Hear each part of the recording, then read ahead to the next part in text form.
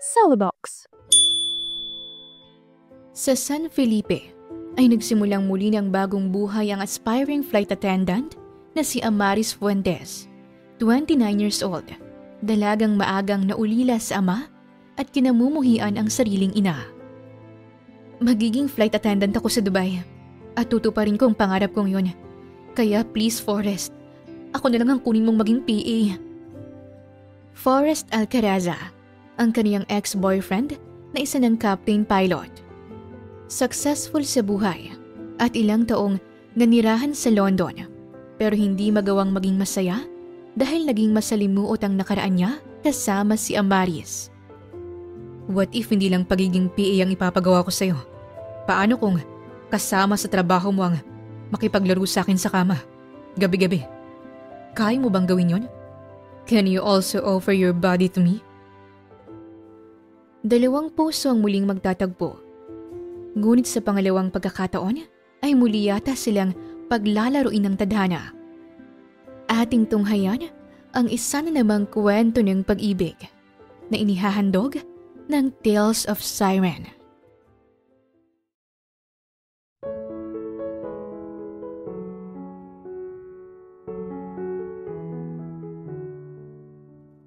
Mula sa kinaupuan ni Amaris ay tanaw niya sa kanyang harapan ang stage na punong-puno ng nagagandahang mga bulaklak na paborito ni Lola Constancia. Naroon ang 70 years old na matanda, kasamang iilan sa marami nitong mga apo. Kahit hindi na masyadong makatayo ng matagal ay naroon pa rin ang matanda. Kumakanta sa harap ng mayayaman nitong mga bisita. Nasa mansyon siya ng mga Alcaraza, dito sa San Felipe, Cebu. Napaka-elegante ng lahat ng mga bisita. Makikita naman sa naglalakihang mga bilog na kwintas at mga gintong wristwatch ng mga ito. Ang mga damit ay sobrang gaganda. Samantalang siya, simpleng faded blue dress lang ang suot. Hindi naman luma, pero madalas lang nagagamit. Manipis ang tela at may ilang loose thread sa gilid ng manggas. Hanggang sa ibabaw yon ang kanyang tuhod. Kaya naman kitang mapuputi niyang mga binti. Isa yung ukay-ukay na dress na binili niya sa huling sweldo. Pinilit lang siyang maging presentable. Pinaresan niya yon ng puting flat sandals na may gasgas na rin sa bawat gilid dahil nga madalas niyang nagagamit. Ang buhok niya ay mahaba pero basta na lang tinirentas pa kanan. May ilang hiblang pilit kumakawala sa gilid ng kaniyang pisngi. Walang kolorete ang mukha niya, pero may mapupungay na matang kahit walang maskara ay kapansin-pansin. Medyo nangingitim ang ilalim ng mata ni Amaris. Halatang ilang linggo na siyang puyat at stress. Pero nandoon pa rin ang likas niyang ganda. Yung klase ng ganda na hindi hinulma ng makeup kung hindi namanan niya sa British niyang ama, na matagal na rin yumao. 13 years old pa lamang siya. Bes, okay ka lang? Did you enjoy our performance? Tanong sa kanya ni Corabel nang bumaba ito mula sa stage at lumapit agad sa table kung saan mag-isa lang si Amaris. Okay lang ako, Bes. At saka oo, napaka-sexy mo kanina habang sumasayaw. Kasing ganda mo si Lola Constancia nung kabataan niya. Nakita ko kanina sa picture. Really, Bes? Alam mo kaya siguro favorite niya ako, no? Kasi sa lahat ng babae nga po niya, ako lang ang nagmana sa kanya. Mula sa kinatatayuan nito sa tabi ng table, agad na umupo si Corabel sa kaniyang tabi. Napakaganda nito sa silver nightgown na suot na pinaresa ng mahabang takong. Kitang-kitang sexy at maputi nitong likuran dahil backless ang suot na dress. Nakatali rin ng pabilog ang mahaba ngunit blonde na buhok. Magaan lang ang galaw ni Corabel at kahit na may pagkataray ang hugis ng kilay ay hindi naman nakakailang. Dahil bumabagay ito sa bilugan nitong muka at maputing kutis. May suot itong manipis na bracelet sa kaliwang kamay at Apple Watch na may Hermes strap sa kanan. Na kahit hindi nito ipagyabang, ay sapat na para magsalita ang estado nito sa buhay. Si Corabel ay bunsong anak lang naman ng isang company founder na may billions of net worth. Ni hindi maintindihan ni Amaris kung papaanong naging mag-best friend silang dalawa at malaya siyang nakakabisita sa mansyon ng mga Alcaraza kahit isa lang siyang hamak na slop soil o hampas lupa. Basta't malinaw lang sa alaala niya na nung nasa junior high school pa lamang siya at kumakain siya ng kwek-kwek sa labas ng school nila, ay nakita niyang binubuli si Cora ng ilang mga kababaihan. Tinulungan niya ito. Sa mga sumunod na araw ay nagpalipat lang naman ito sa public school na pinapasukan ni Amaris. Naging mag-classmate sila at sobrang naging malapit sa isa't isa. Sa loob ng isang dekada, palagi silang nagkakalayo ni Cora dahil engineer ito sa ibang bansa, pero hindi yun naging hadlang para matapos ang pagkakaibigan nilang dalawa. At habang pinapanood niyang ngumiti si Cora Belle, hindi maiwasan ni Amaris ang mapangiti na rin dahil sa isiping kahit na para silang langit at lupa sa estado ng buhay, si Cora Belle pa rin ang best friend niyang hindi siya iniwan. Ganun pa rin kahit taon-taong nawawala sa Pilipinas. Natanggap na ni Lola yung gift mo sa kanya at sobrang niyang nagustuhan. Diyos ko, isa lang naman yung pitpitsuging crochet scarf, Bes, kumpara sa mga regalo niyo sa kanya. Alam kong walang-wala yung gift ko. Pero sa lahat ng gift, yung sa'yong pinakagusto niya. Hindi yun basta lang binili. Ginawa mo yun gamit ang yarn mo. Walang-wala kami sa effort mo, bes ko. Malambing na yumakap sa kanya si Cora Belle. Mana ito sa abuela dahil kahit sobrang yaman ni Lola Constancia at pagmamay-ari nito ang naglalaparang mga lupa rito sa San Felipe, hindi ito matapobre. Mahal na mahal nito si Cora Belle. Kaya naman napamahal na rin siya sa matanda. Natatawang napatili na lamang si Amaris nang marahan siyang hinila ni Cora papalapit sa stage. Bumaba na roon sina Lola Constancia at ang mga apo nito. Umalingaw-ngaw sa buong paligid ang malakas na tugtog ng disco music. Yung tipong mapapaindak ka talaga. Pumunta na rin doon ang halos lahat ng kamag-anak ng best friend niya para sumayaw. Alam mong hindi ako sumasayaw kapag hindi ako tipsy. Eh di sige, let's get drunk first. Hinila siya ni Cora Belle patungo sa may buffet. Doon ay nakatambay ang mamahaling mga wine. Hindi siya nakapagsalita nang inabot ng best friend sa kaniyang isang wine glass. White wine ang laman nun. Sa table ay kung ano-anong mamahaling mga alcohol drinks ang naroon. Shot mo na yan! Pinag-cheers ni Cora Belle ang kanilang mga wine glass at nang inisang lagok lang nito ang wine na naroon, ay ginahay na lamang din ni Amaris ang ginawa nito. Kahit alam niyang may low tolerance ang katawan niya pagdating sa alak. Bes, grabe! Sobrang sarap! See? Sabi sa'yo eh. Hindi na tayo mga high school student na kailangan pang tumakas para makagawa ng kalokohan. So, let's get wasted tonight, Bes! Kung ano-anong alak nang inabot ni Cora sa kanya. At dahil nasasarapan, ay tanggap lang din naman si Amaris ng tanggap. Teka lang, Bes ha? Medyo tumatama na eh. Nahihilo na ako. What? 3 shot pa lang yan! Natatawang sabi ni Cora Belle at inabutan na naman siya ng isa pang shot ng tequila. Ito bang natutunan mo sa States ha? Ang uminom? Hindi naman, pero kasi sobrang saya ko kasi magkasama na ulit tayo. At pangarap kong malasing kasama ka. Kaya go na! Parang hangin na nagpatangay lang siya kay Cora nang muli siya nitong hinila papalapit sa stage. Hindi na nga napigilan ni Amaris ang sarili at napapasayaw na siya. Uminom lang sila ng uminom hanggang si Cora Belle ang unang sumuko dahil kanina pa ito umiinom. Hindi pa nagsisimula ang party at hilong-hilo na rin si Amaris na parang gusto niya na lang matulog. Nagawa niya pangiyakyat ang kaibigan sa second floor ng mansyon, kung saan naroon ang kwarto nito. Tinulungan siya ng isa sa mga security guard doon. Pagkapasok pa lang nila sa kwarto, ay sumuka na agad si Cora Belle. Wala siyang nagawa kundi ang asikasuhin ito. Ikaw talaga, no? Ikaw tong malakas mag-iya ng inuman tapos susukahan mo ko ng ganyan. Loka ka talaga, Cora Belle Alcaraza. Inaantok niyang sabi nang nahiga na si Cora Belle sa kama. Bes, uwi na ako. No, you stay here, Bes.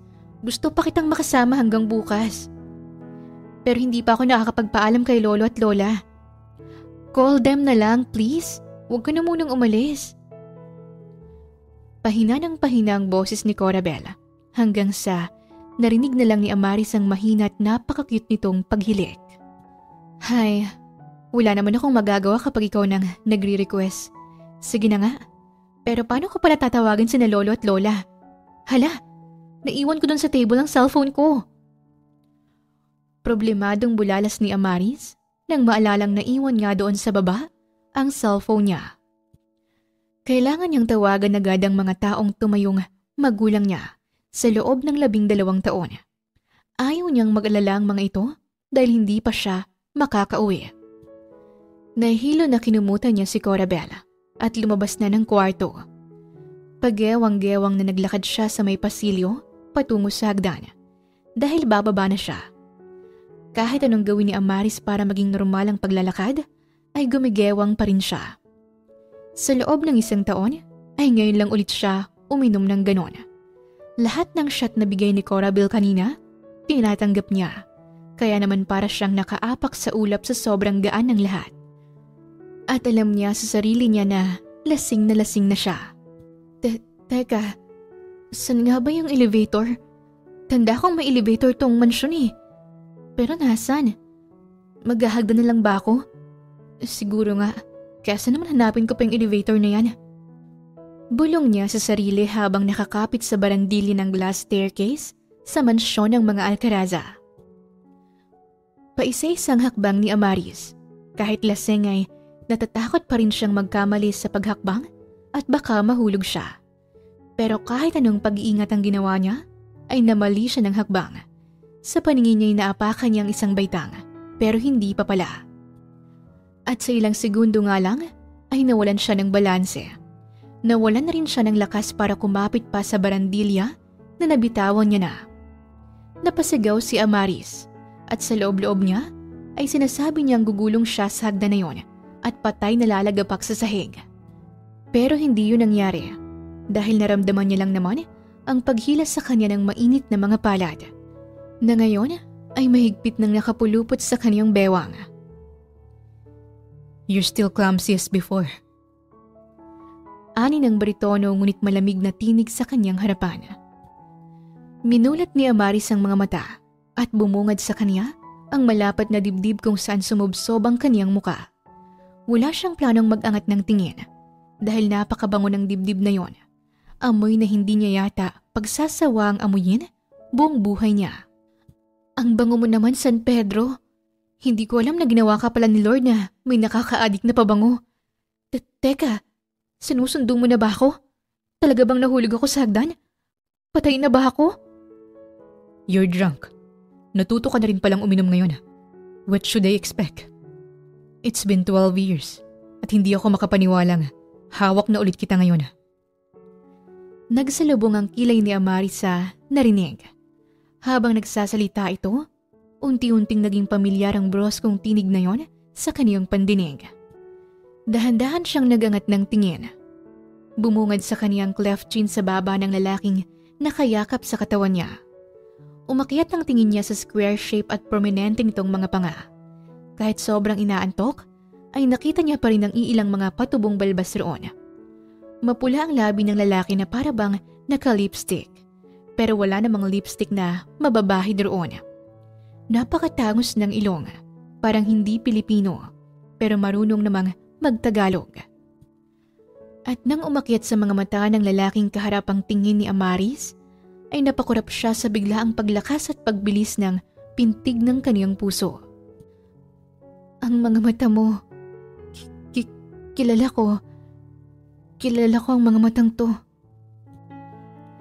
Tila may sariling utak ang kaniyang mga kamay na umakyat yon sa mukha ng lalaki. Hinaplos niya ang gilid ng kulay abo nitong mga mata. Ang mga pilik mata ay makapal at mahaba. Maging ang itim at makapal nitong mga kilay ay parang nakita niya na noon. Hindi niya lang matandaan kung kailan at saan. Kilala kita, pero sino ka? Hindi kasi San Pedro, sure ako ron. Naniningkit ang mga matang sabi niya habang titig na titig pa rin sa lalaki. Hindi alintana ang tila nag-aapoy nitong mga mata na nakatitig rin sa kaniyang muka, pababa sa mga labi. Pansin niya sa nakasara nitong mga labi ang tila pagtitimpi sa kung anong hindi niya mapangalanan. Yes, kilala mo ko. Dahil pinatay mo lang naman ang puso ko. Hindi malinaw kay Amaris ang naririnig. Unti-unti ring lumalabo ang kaniyang paningin. Kinatay? Teka lang ho ah. Sa pagkakatanda ko, yung mga manok lang ni Lolo Pedring ang kinakatay ko. Bakit? Inihaw na rin ba kita noon gaya ng mga manok niya? Pero nagsasalita ka. Hindi ko naman narinig na tumilao ka. Kaya hindi ka manok. Tao ka. Forrest! Halos hindi matuloy ni Amaris ang mga sanay sasabihin nang marinig ang malambing pero matinis na boses na yon. At sa kauna-unahang pagkakataon, matapos ang 12 years, ay noon niya lang ulit narinig ang pangalang yon. Pangalan na hindi niya pa rin makakalimutan hanggang ngayon. Pangalan na kapag naalala niya ay nagbibigay ng lungkot sa kawawa niyang puso. Forrest, bakit hawak mo siya? Sino siya? Mula sa labis na pagkalasing, ay tila unti-unting nagbalik si Amaris sa realidad nang marinig sa pangalawang pagkakataon ang pangalang yon. Napatingin siya sa baba ng hagdan at nakita niya roon ang isang napaka-sexing babae na kahit hindi malinaw sa paningin niya, sa maputi nitong kutis ay alam niyang isa ito sa mga eleganteng bisita ni Lola Constancia. I helped her. She's drunk at munti ka nang mahulog sa hagdan. Muli ay narinig niya ang baritonong tinig na yon. Tinig ng lalaking unti-unti nang bumibitaw sa pagkakayakap sa kaniyang bewang. Kumapit naman si Amaris sa barandilya ng mahigpit para makabawi. Nagangat siya ng tingin at muling tinignan ang lalaking kaharap. At halos mabuwal siya sa kinatatayuan. Gulat siya sa realisasyon na nakatayo ngayon sa kanyang harapan ng lalaking naging bahagi ng mapait niyang nakaraan. Forrest. Naisatinig niya habang mahapdi na tumitibok ang kaniyang puso. Mapaklay itong natawa kahit naroon pa rin ang nagliliyab na tingin sa kanya na para siyang lalamunin ng buhay. Kung nakamamatay lang ang ganong klase ng tingin, kanina pang tumibuwang si Amaris. Good to know that you still know me. Paano mo nga ba makakalimutan ng lalaking pinangakuan mo ng kung ano-ano? Pero sa huli, nagawa mo pa ring durugin. Mahina ngunit may bigat ang mga katagang yon. Bagay na ikinamuon ang mga luha sa mga mata ni Amaris. Hindi niya maibuka ang bibig habang nanatili silang nakatitig sa bawat isa. It's been 12 years, and honestly, everything has changed. Tila hindi na ito ang dating Forrest na kilala niya, ang Forrest na minahal niya, dahil makikita sa matatalim nitong mga titig sa kanya ang pagkamuhi. Let's go, Forrest. Hanap ka nila, Mami. Sabi mo kasi magbabanyo ka lang pero natagalan ka na. Ayokong lumalayo ka sa akin ng matagal. Nakalapit na sa kanila ang babaeng nasa baba lang kanina at kung hindi siya nagkakamali ay ito ang international model na anak ng kasosyo ng daddy ni Corabel. Lihim na napalunok si Amaris nang supladong inalis ni Forrest ang tingin sa kanya. Kumapit sa braso nito ang babae na maldita siyang inirapan bago siya tuluyang tinalikuran. Bes, nandito si Forrest. Bakit naman hindi mo sinabi na nandito pala si Forrest? Balisang tanong ni Amaris kay Corabel. Kinabukasan nang magising na siya. Katabi niya sa kwarto nito ang kaibigan at pilit niya na ring ginising. What do you mean? Nandito si Kuya Forrest? Gulat na tanong ni Corabel sa kanya sa nanlalaking mga mata. Ha? Hindi mo alam, Bes? Lasing ako kagabi, pero malinaw sa akin na hindi yun panaginip. Hindi ka na ako mahulog sa hagdan nung babalikan ko na sana sa baba ang cellphone ko. Tapos, basta nakita ko siya. OMG! Is that true? Ibig sabihin, totoo nga na babalik na si Kuya Forrest dito sa Pinas. Corabel Alcaraza, anong ibig mong sabihin? Alam mong babalik siya? Of course! Nasabi na ni Tita Angela sa akin yon. Tukoy nito sa ina ni Forrest na si Angela Alcaraza, ang veteranang showbiz host na asawa ni Franco Alcaraza, isang business magnate at nagmamay-ari ng malalaking mining corporation sa buong bansa. Pero hindi ko naman alam na mapapaaga pala siya. Ano? Paano kayo nagkita? Nakilala ka ba niya? Did he hug you? Did he miss you? Excited na tanong ni Corabel sa kanya, habang hawak nito ang mga kamay niya. Magkarap silang nakaupo sa kama nito. Katahimikan ang namayani sa pagitan nila ni Cora nang unti-unti nitong ma-realize ang mga nasabi. Nakalimutan mo na yata kung ano nangyari sa aming dalawa. Oh, I'm sorry. I'm sorry, Bes. Nakalimutan ko. It's been 12 years. Ni wala kang balita tungkol sa kanya at ganun din siya sa'yo. Malungkot na tumango si Amaris. Matapos kasi ng masakit na paghihiwalay nila ni Forrest noon, talagang naputol niya ng kung anumang naging koneksyon nila ng dating kasintahan. Ang mami at daddy lang nitong nakakaalam kung nasaan ang anak. Sila Corabel ay wala man lang balita dahil tila nagtago na ito at hindi na ginustong magparamdam. But you know what? Hindi ba nga matagal na rin ang nangyaring yun sa inyong dalawa? Naisip mo ba na baka pwedeng magkaroon kayo ng closure ni Kuya Forrest? Kasi 17 ka pa lang noon at siya naman 24. Napakabata niyo pa. You're now 29 at siya naman 36. Baka lang naman. Hindi ko alam, Bes. Pero naninikip ang dibdib ko ngayon knowing na nasa isang bahay lang kami. Ang totoo niyan, hinihintay lang kitang magising. Uuwi na sana ako. Hep, hep, hep, hep! Sinong uuwi, ha? Ang tinig na yon ang pumutol sa mga sasabihin pa sana ni Amaris. Bumukas ang pinto ng kwarto ni Corabel at pumasok mula roon si Lola Constancia. Kahit 70 years old na, elegante pa ring manamitang matanda. Puti ng lahat ng buhok sa ulo, puno ng wrinkles ang muka at kulubot na rin ang balat. Maging ang pagsasalita ay bahagya ng nanginginig, tanda ng katandaan. Pero mahalatang malakas pa rin si Lola Constancia. Sa unang tingin ay masasabi mong may mabuti itong loob dahil laging nakaguhit sa mga labi ang matamis at magandang ngiti. Mamita, good morning. Lola, kayo ho pala. Halika, pasok ko kayo. Sincere ang ngiti na inalalaya ni Amaris ang matanda patungo sa couch sa tabi ng queen-size bed ni Cora. Si Cora naman ay lumapit din sa abuela nito para bigyan ng morning kiss sa pisngi. Sinong uuwi? Ikaw ba, Amaris? Oo, sana Lola Constancia. Kasi ang paalam ko ho kina Lolo at Lola kagabi, maaga akong uuwi. Pero ayaw naman po akong pauwi nitong makulit niyong apo. Mamita, 3 days pa lang nung kakauwi ko galing States. Gusto ko pa siyang makasama. Kayo talagang dalawa. Kung hindi lang kayo puro babae at walang boyfriend itong si Corabel, iisipin ko magjowa kayong dalawa. Natawa si Amari sa sinabing yon ni Lola Constancia. But we really love each other naman, Mamita, as best friends. Inakbayan siya ni Corabel at humalik sa pisngi niya.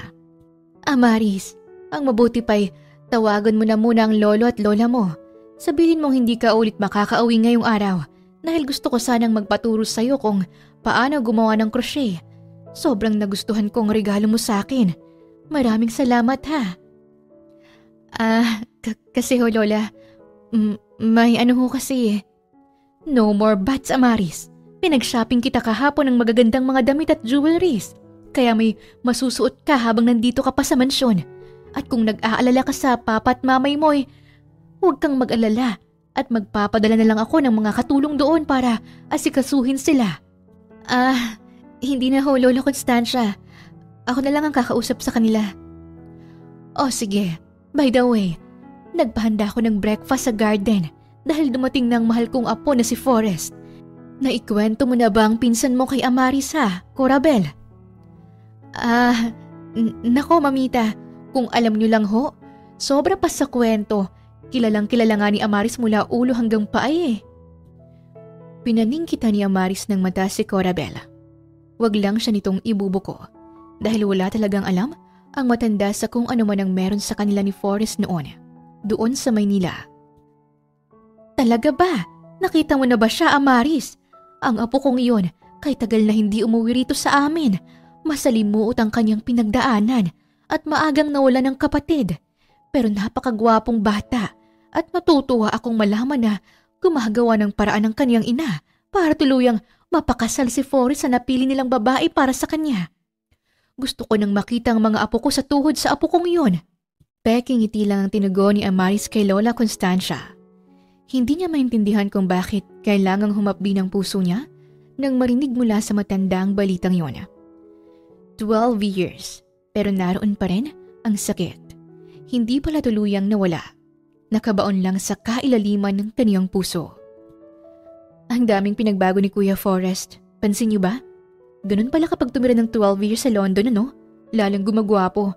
And he is now a captain pilot. I'm so proud of you, Kuya. Wala nang mas proud pa sa akin ang mami niya. I can say na hindi ako nagkamali nung kinumbinsi ko siya na sa Europe na lang mag-training. Look at my son now, Mama. He is very successful and very guwapo and all these girls flock on her knees. Napayuko si Amaris nang tapunan siya ni Ma'am Angela ng tingin habang nakataas ang mga kilay. Malinaw pa sa alaala ni Amaris kung paano siya minaliit ng babae noon at kung paano siya nito inutusang lumayo kay Forrest. Oo nga, Apo. Masaya ako sa lahat ng achievements mo. Pero aminado akong galit pa rin ako hanggang ngayon sa hindi mo pag-uwi rito sa loob ng 12 taon. I'm sorry, Mamita. I'm here now at babawi ho ako sa inyo. Mula sa pagkakaupo sa mahabang mesa kung saan nag-aagahan ang pamilyang Alcaraza, ay nakita ni Amaris ang magkatabing si Forrest at Lola Constancia. Nang abutin nito ang kamay ng matanda na nakapatong sa mesa para haplusin, ay malinaw sa paningin ni Amaris ang maugat na braso ng dating kasintahan.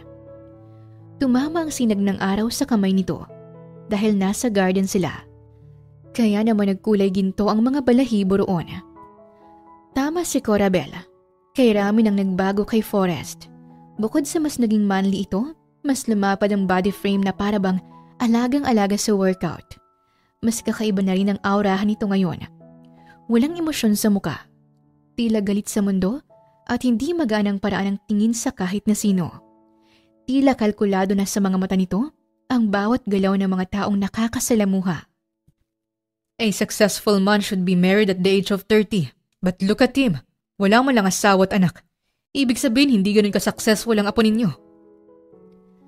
Natahimik ang lahat sa sinabing yon ng daddy ni Forrest na si Franco Alcaraza. Nakaupo ito sa kabisera at sa harap naman ito ay ang ina ng binata. Franco Alcaraza looks like a Filipino actor. Saan ba nagmanang kagapuhan ng bunsong nitong anak na si Forrest kung hindi sa ama? But his aura screams sarcasm, authority, and power. Tagapagmana ito ng halos kalahati ng yaman ng yumaong ama ng asawa ni Lola Constancia. Panganay sa 3 magkakapatid at nag-iisang lalaki pa.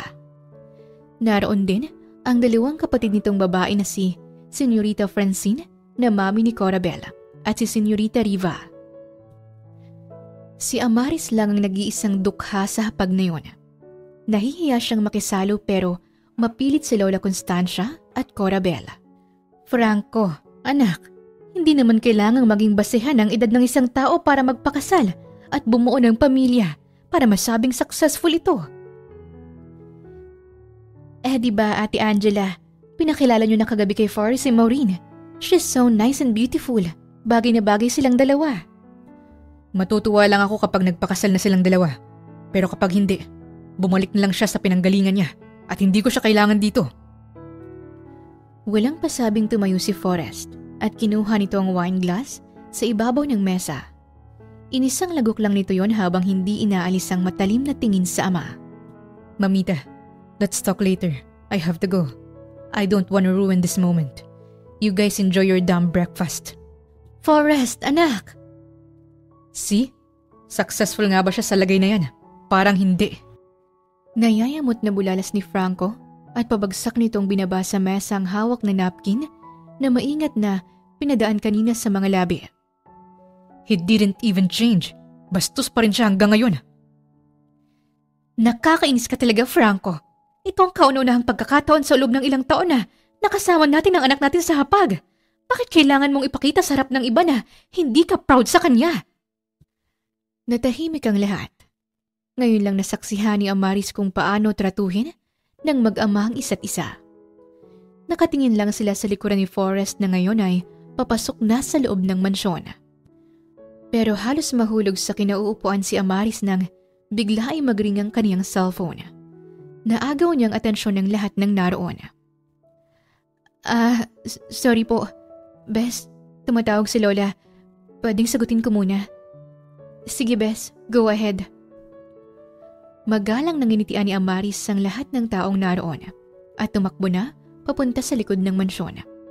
Doon ay sinagot niya ang tawag ni Lola Melanie. Apo, nasaan ka na ba? Hindi ka pa ba uuwi? Nag-aalalang tinig ni Lola Melanie sa kabilang linya. At dahil sira na ang volume ng luma niyang cellphone, ay kailangan niya yung i-loudspeaker. Si Lola Melanie 60 years old na. Isa itong mananahi noon sa Maynila. Sa tabi ng pinapasukang school ni Amaris, nung high school pa lamang siya.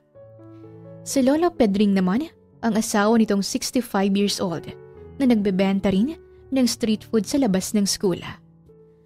Malapit si Amaris sa mga matanda at walang anak ang mga ito.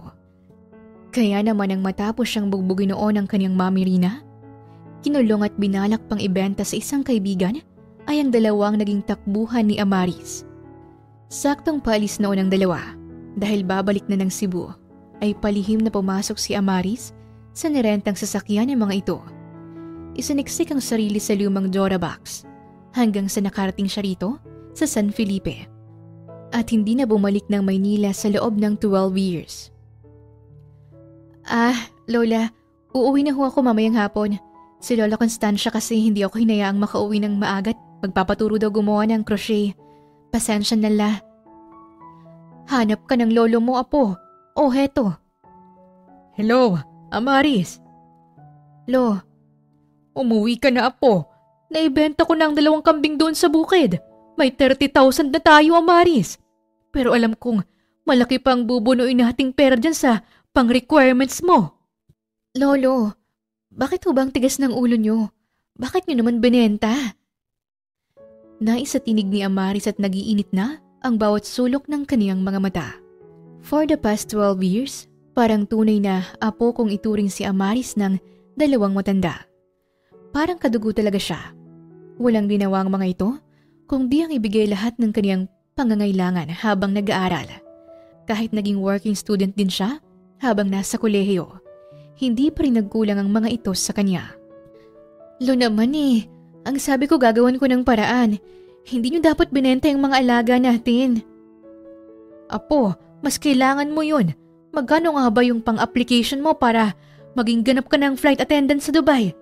150,000 ba? Kung ganon, baka ibibenta ko na rin yung maliit na sakahan sa bukid. Lo, wag na wag ho nyong gagawin yan ha. Maghahanap po ako ng trabaho at saka kung wala o hindi talaga kaya, edi wag na lang ituloy ang application ko. Pero Amaris, pangarap mo yun, apo. Alam ko, holo. Tugon ni Amaris sa tuluyan ng napahikbi. Pero hindi ko kailangan ibenta ang lahat ng pinaghirapan nyo noon ni Lola. Hay, bata ka. Umiiyak ka na naman. Mahal ka namin, kaya namin ginagawa ito.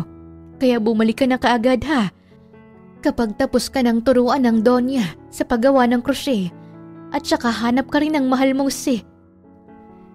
Hindi natuloy ni Lola Melanie ang mga sanay sasabihin pa dahil nag-beep na ang nasa kabilang linya. Kaya naman kahit luhaan ay bahagyang natawa si Amaris. Hay, si Lola talaga. Siguradong lobot na naman ang keypad nun. Bakit kasi hindi marunong mag-charge? Natatawa niyang tanong at ibinaba na rin ang cellphone. Babalik na sana si Amaris sa garden pero naiihi na siya kahit minabuti niyang pumasok na lang sa mansyon para magbanyo. Ilang minuto siyang nanatili doon at inayos ang nakalugay at alon-alon na buhok. Nang makitang maayos naman ang itsura niya, ay lumabas na siya. Dumaan siya sa kitchen area. Palabas na sana siya ng mansyon nang bigla na lang tumibok ng malakas ang puso niya. Dahil nasa living room lang naman si Forrest, nakatalikod ang binata mula sa gawi niya. Ang white long sleeve ay nakatupi ng manggas hanggang sa siko nito. Napakabroskong tingnan, lalo na kapag nakatalikod. Natigil si Amaris sa paglalakad nang makitang kinausap nito ang mayordomo na si Aling Pasing. "Sir, hanap niyo raw ho ako." Yes Manang Pasing. Kasi naghahanap ako ng magiging personal assistant ko habang nandito ako sa Pinas. May kakilala ka ba na naghahanap ng trabaho? Pwedeng babae, pwedeng lalaki. Yung kakilala niyo rin ho sana. Oo Sir Forrest. May mga kamag-anak akong naghahanap din ng trabaho rito sa Cebu. Mabait ho at masipag ang pamangking kong yung si Jessica. Kung gusto nyo, pwede natin siyang tawagin agad. Ano nga ho ulit ang magiging trabaho niya? She will be my personal assistant. But I prefer someone na marunong sanang gumamit ng computer o laptop. Kasi siya na rin ang mag-check ng mga schedules ng flights ko. I'm gonna give 70,000 a month. May advance payment din kung kailangan. Nanlaki ang mga mata ni Amaris sa narinig. Dahil sa gulat, ay napasingha pa siya at napalingon ng dalawa sa kinaroroonan niya. Mabuti na lang at mabilis siyang nakatago sa malaking antique na vase sa kaniyang tabi. 70,000 pesos a month? Pabulong na bulalas ni Amaris. Ang laki niya namang magpasahod. Ganun ba talaga kapag captain pilot sa Europe? Baka nga barilangin sa laki ng sinasahod niya. Kung 70,000 nga, ibig sabihin sa loob ng 2 buwan, magkakaroon ng 140,000 pesos ang magiging PA niya. Shucks! Napapaisip si Amaris. Ganoong halagang kakailanganin niya para maging ganap siyang FA sa Dubai. Noong nakaraang buwan ay tuluyang nagsara ang airline na kaniyang pinagtatrabahuhan bilang check-in agent. Pinagtapos siya ni Lola Melanie at Lolo Pidring sa kursong Bachelor of Science and Tourism Management. Dahil pangarap niyang maging flight attendant. Kaya lang ang sasahuri niya sana sa loob ng 3 buwan doon sa airline ay hindi niya pa makukuha. Dahil under bankruptcy na yun ngayon at napakamahal ng requirements for application ng isang aspiring FA sa Emirates. Saturated na kasi ang airlines ng Pilipinas kaya nahihirapan siyang mag-apply rito. Kung kakapalan ko ang mukha ko at makikiusap ako na ako na lang ang maging PA niya, papayag kaya siya? Naku, siguradong hindi. Hais, ex niya ako. At isa pa, hindi naging magandang paghiwalay naming dalawa. Ni hindi niya nga ako pinapansin eh. Sige Manang Pasing, akin ho ang number at ako lang tatawag at mag-i-interview. Sige ho Sir Forrest, heto ho ang number niya. Muling sumilip si Amaris at nakita niyang kinukuha na nga ni Forrest ang number ng pamangkin ni Aling Pasing. Maya-maya pa'y matikas na naglakad ito paakyat ng 2nd floor kung saan naroon ang lahat ng kwarto ng mga apo ni Lola Constancia. Nang sandaling ididikit na sana nito sa tengang mamahaling iPhone, ay tila naging flash si Amari sa sobrang bilis ng takbo niya. Walang pakialam kahit pa nakadress siya at may takong ang sandals na ibinigay sa kanya ni Lola Constancia. Patakbong inakyat niyang hagdan at nang tuluyang makarating sa 2nd floor, ay maagap niyang napigilan si Forrest sa kamay na ikinagulat ng binata. Hi? Hi Forrest. Nauutal niyang sabi habang naghahabol ng hininga. Hawak ang binata sa siko nito. Ibinaba nito ang cellphone at walang emosyon lang na sinulyapan ng tingin ang kamay niyang nakahawak rito. Pagkatapos ay matalim na tinitigan siya sa mga mata. Nakakatakot ang ganong klaseng titig ng binata. Samantalang dati, masuyo ang bawat titig sa kanya. Para bang lagi siyang sinasamba. What do you want? Kasi narinig ko ang usapan niyo ni Aling Pasing. Really? So, hindi ka na lang cheater ngayon. You're also trying to be nosy. Lihim na napalunok si Amaris sa unang itinawag nito sa kanya. Cheater. Pero sa isip niya, it's now or never. Tatanggapin niyang lahat ng masasakit na salita mula rito. Kailangan niyang gawin kung ano man ang tumatakbo ngayon sa utak niya. Pasensya na. Hindi ko naman sinasadyang marinig ang usapan ninyo. Pero, naghahanap ka ng PA, tama? Sa halip na sumagot si Forrest ay supladong nag-iwas lang ng tingin. Tinalikuran siya at humakbang papalapit sa isang pintuang naroon. Forrest, sandali! Mangiyak-ngiyak niyang tawag sa binata nang binuksan na nito ang pinto at hahakbang na sana papasok. Get inside if you want to talk. Umawag ang bibig ni Amaris. Hindi niya gugustuhin pumasok roon dahil nangyari na yun noon. Inimbitahan siya ni Corabel noon sa mansyon ng mga ito sa Maynila. At nang magkamali siyang pumasok sa kwarto ni Forrest, naabutan niya itong lasing. Hinalikan siya at muntik pa siyang maangkin. Sa ganoong paraan niya nakilala ang binata. At kapag pumasok siya ngayon sa pintong yon, hindi niya na alam kung ano pang mangyayari. I guess, wala ka nang sasabihin. Isasara ko na itong pinto. Teka, papasok ako. Pumasok si Amaris sa pinto at hindi na pinigilan pa ang sarili. Pumikit siya nang marinig ang paglalak ni Forrest ng pinto. Sit down. Anito at tinuro ang couch. Pagkatapos ay walang pasabing bigla na lang naghubad ng damit sa harap niya. Parang sinampal si Amaris ng walong pandesal nito sa tiyan na tila ba kay sarap papakin sa umaga. Mabilis siyang nag-iwas ng tingin. Hindi yun ang pake niya. Kung naghahanap ka rin lang ng PA, gusto ko sanang mag-apply. Akala ko ba, narinig mo ang usapan namin ni Aling Pasing? Kukunin ko ang pamangkin niya. Ganun ba? Pero kung magkakaroon ka rin lang naman ng choices, pwedeng ako yun. Graduate ako ng BS in Tourism Management. May past job na check-in agent sa Mijares Airline. Marunong ako mag-schedule ng mga flights at kung ano-ano pa about computer. At saka, hindi natapos ni Amaris ang mga sanay sasabihin nang biglang lumapit si Forrest sa kanya habang wala pa ring suot na damit. And? Masipag ako. Willing to be trained. And I can assure you that I can work under my bed? Under my body? Ano? What if hindi lang pagiging PA ang ipapagawa ko sa'yo? Paano kung kasama sa trabaho mo ang makipaglaro sa akin sa kama? Gabi-gabi. Kaya mo bang gawin yun? Can you also offer your body to me? Amaris? Napaatras si Amaris sa kaba na may pinaghalong takot. Nanlamig ang buo niyang katawan sa narinig. Umatras lang siya hanggang sa wala na siyang maatrasan at dumikit ang kanyang likuran sa malamig na padera. Forrest! Naisatinig niya nang inilapit nito ang muka sa muka niya.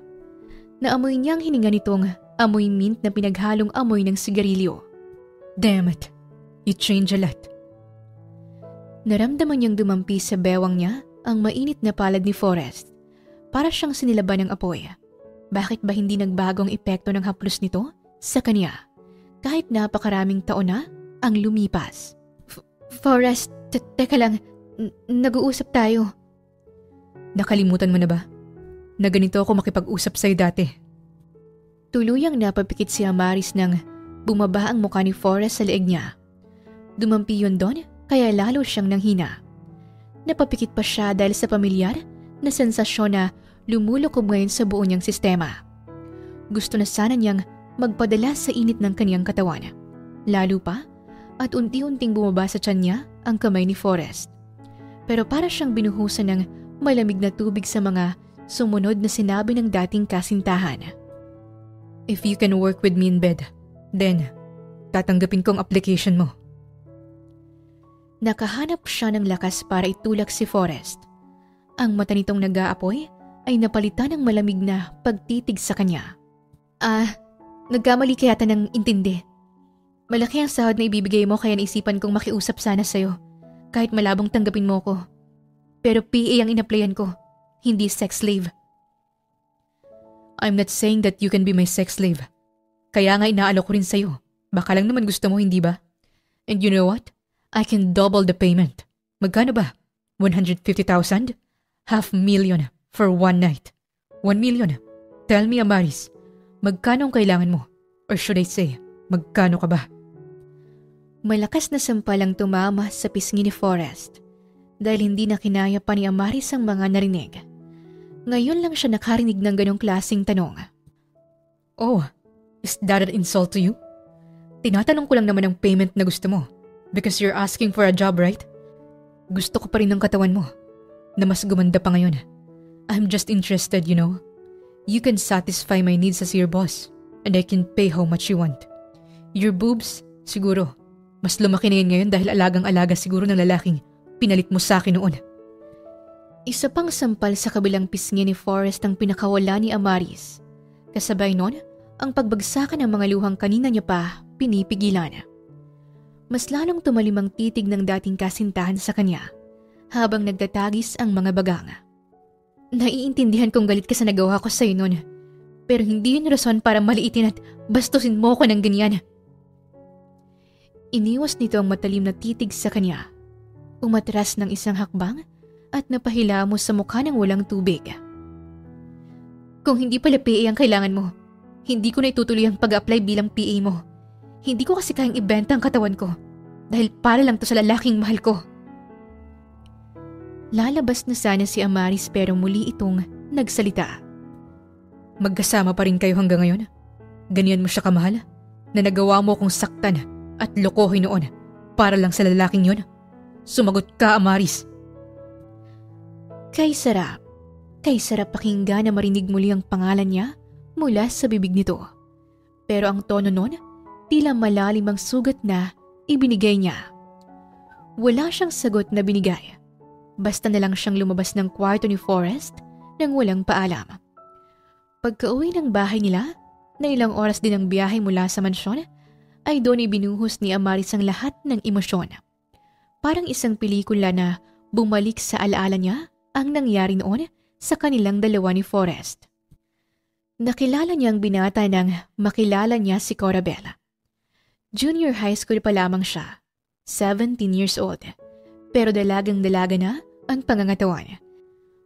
Matapos siyang halikan noon ni Forrest sa loob ng kwarto nito, ay paulit-ulit itong humingi ng tawad, hanggang sa kinukulit siya na manliligaw raw ito.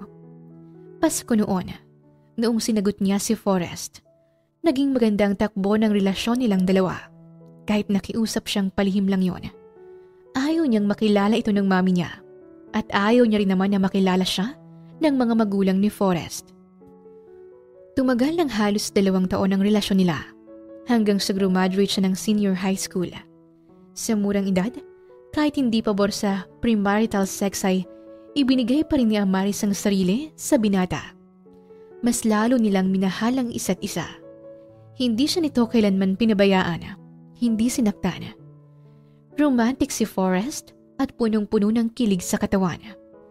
Hanggang sa nalulong sa droga ang mami Rihanna ni Amaris at ang kanyang stepdad na si Marvin. Kapag hindi siya nakakapagbigay ng pera sa mga ito, ay binubugbog siya at hindi pinapag-aral.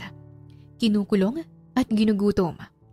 Ang mas masaklap ay pinaplano siyang ibenta sa matandang mayaman na kaibigan ng mga ito. Wala siyang sinabi tungkol kay Forrest dahil alam niyang peperahan lang din ito ng magulang niya.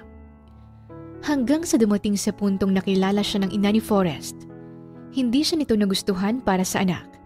Dahil gaya ng gasgas na dahilan, mahirap lang siya at anak pa ng drug addict. Magte-training na sa pag-pilot ang anak ko sa Europe. And these past days ayaw niya nang umalis. Ilang flight nang hindi niya sinipot para makalis ng bansa. At ikaw lang palang dahilan. You are just 18. Hindi ka bagay sa ano ko. He is 24 years old. Pumatol ka sa lalaking hindi mo kaedad.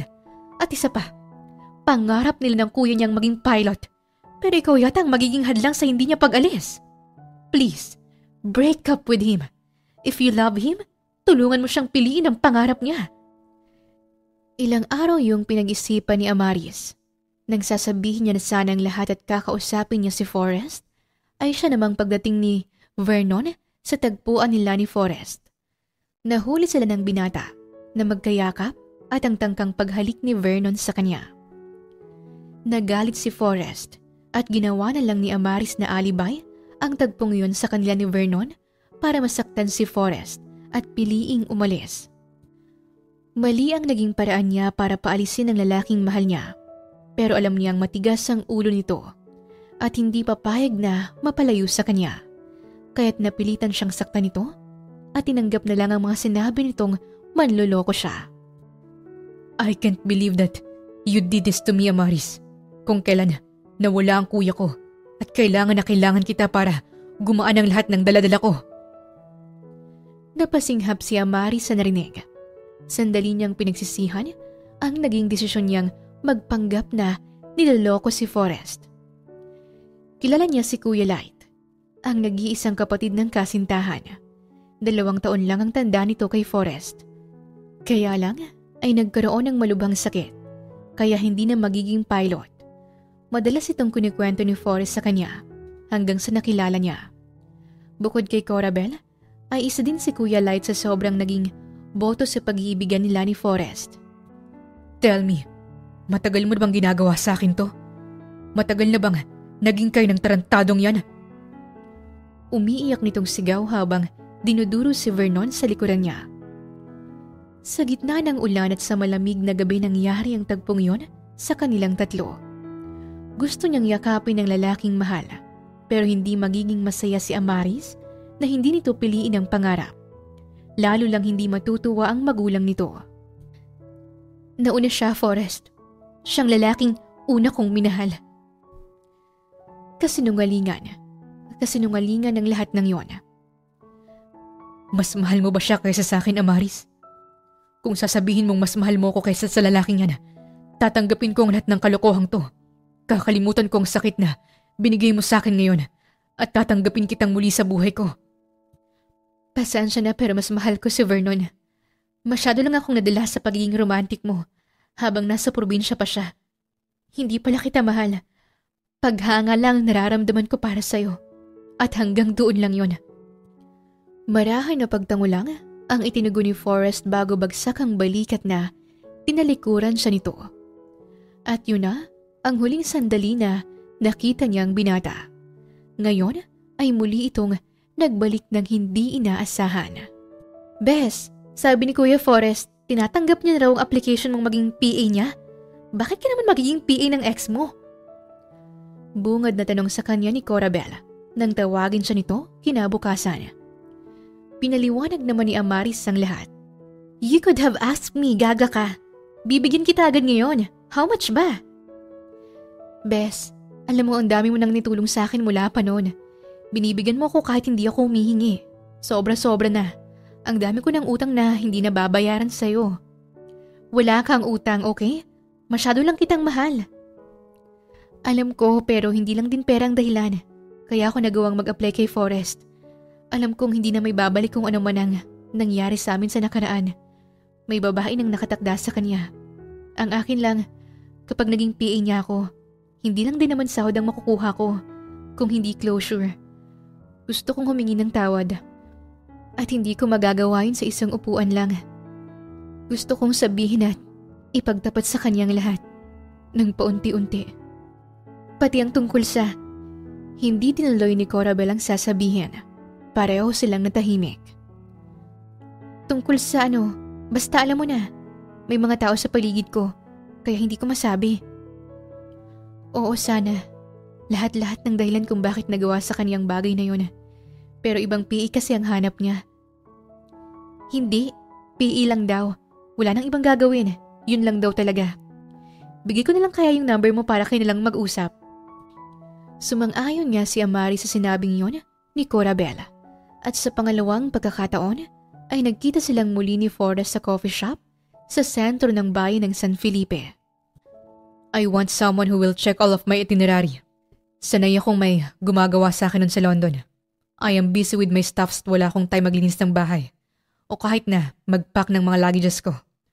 I will be staying and working here in the Philippines for a few months, so I need help. Sure ka bang PA lang ang hanap mo? Baka kasi... Huwag mong simulang ibalik ang tungkol sa bagay kung bakit mo ako nasampal, Amaris. Dahil sasabihin ko ulit ang lahat ng gusto kong sabihin. Oo na.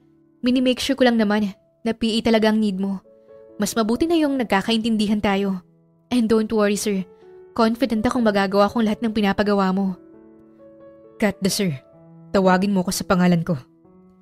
Okay, pero totoong 70,000 ba magiging sahod ko? Hindi ka ba naniniwala?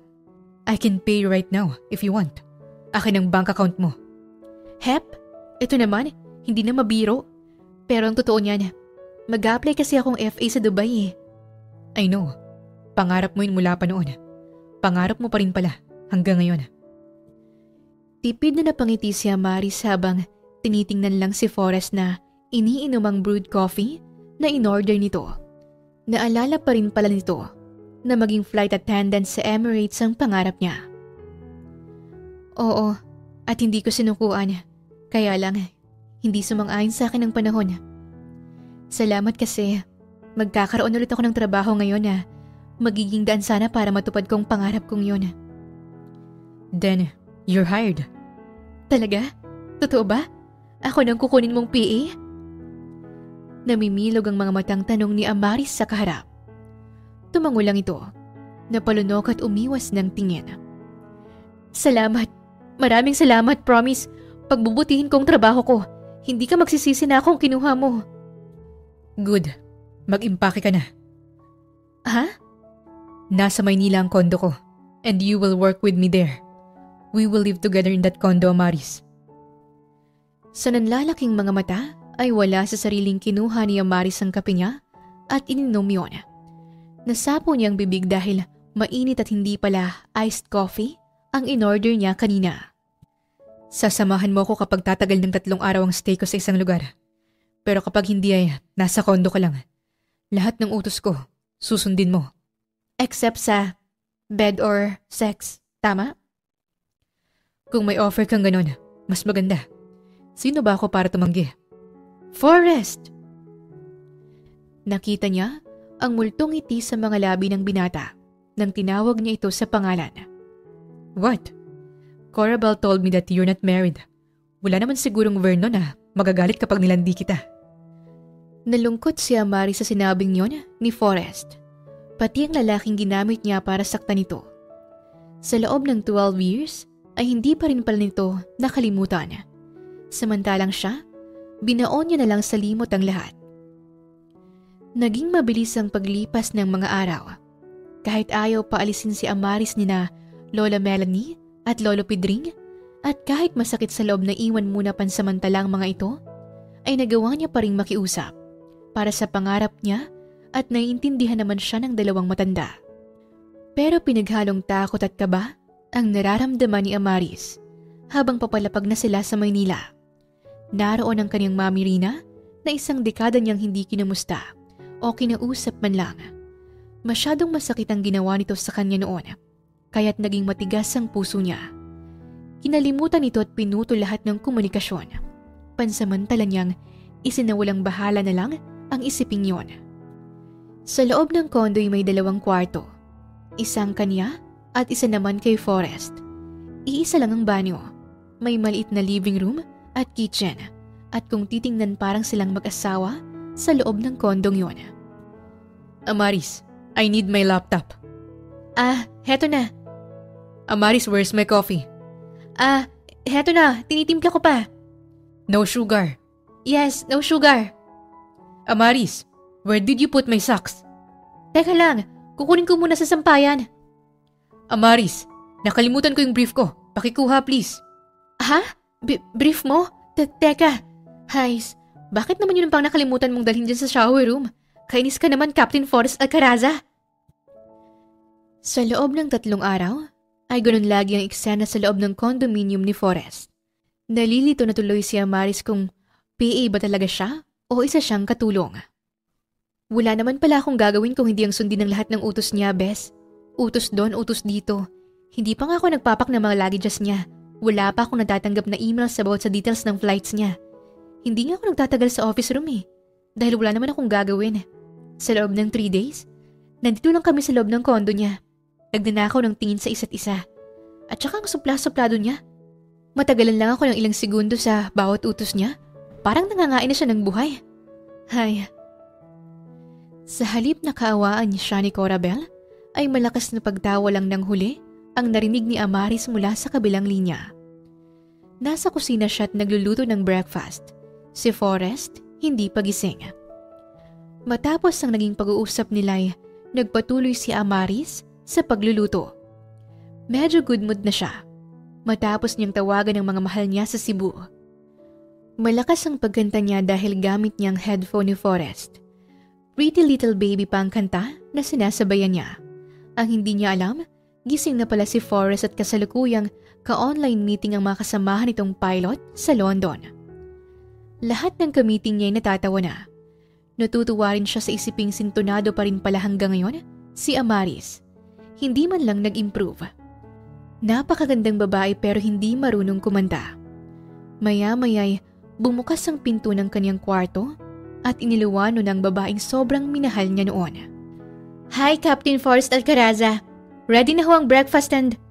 Naaaliw na, tinignan ni Forrest si Amaris ng manlaking magaganda nitong mga mata habang nakatingin sa laptop niya at nakitang may meeting pala siya.